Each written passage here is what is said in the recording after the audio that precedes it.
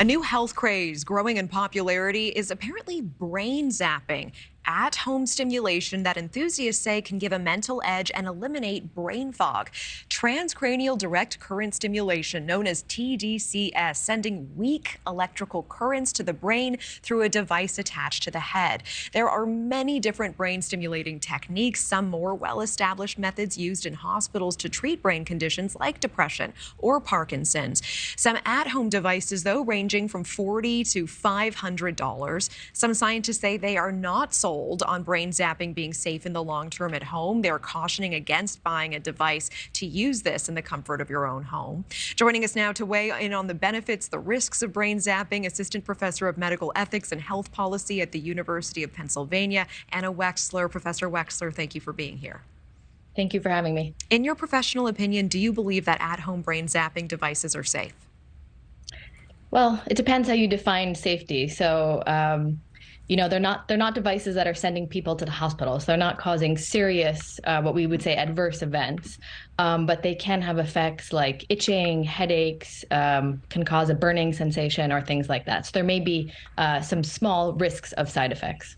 I appreciate that. What types of health conditions can benefit the most from brain zapping?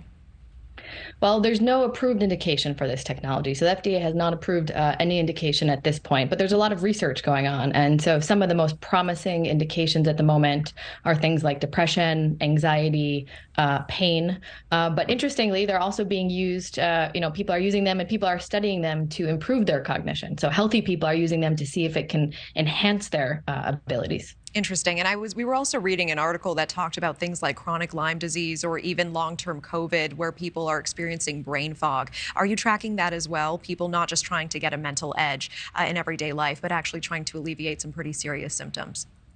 Yeah, and I think the symptoms that people are trying to alleviate are the ones where there's really no good treatment at this point, right? So people are frustrated. There's really no good avenue that they can turn to, and so they're trying what's called TDCS, right? Transcranial direct current stimulation. These low levels of electrical current. And again, there's no major studies, but if you look online at online forums and what people are talking about, a lot of people are reporting some benefit from this device. So at this time, these are just anecdotes of improvement, or is there any actual data in this moment that shows that this works?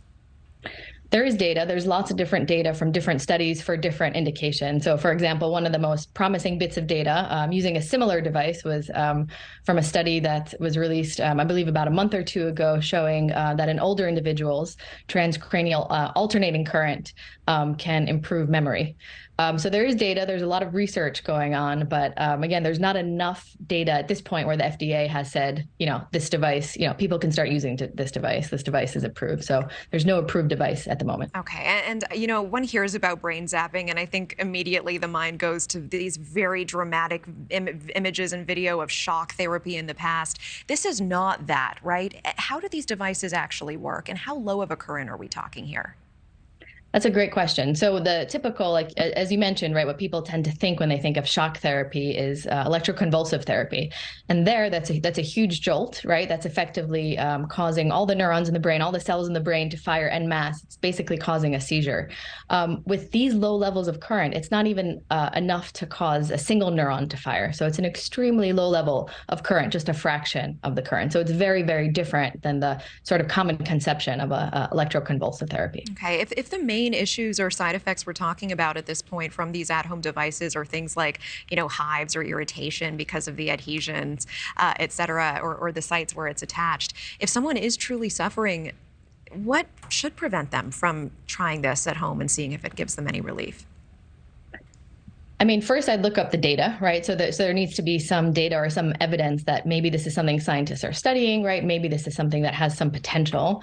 And I think that's really important. It's important to look at, there's a lot that goes into the dosage of electrical stimulation. So in medicine, we think of a dosage as, right, how much of a medication or of a drug you're taking over a certain period of time.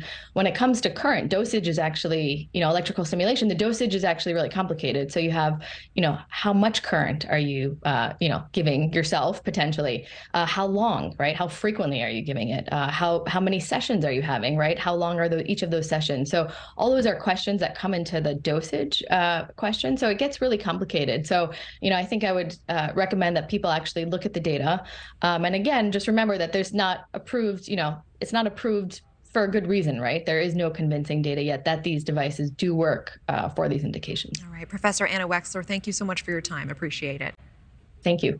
Thank you for watching. Go to newsnationnow.com to find NewsNation on your television provider. And don't forget to click the red subscribe button below to get more of NewsNation's fact-driven, unbiased coverage.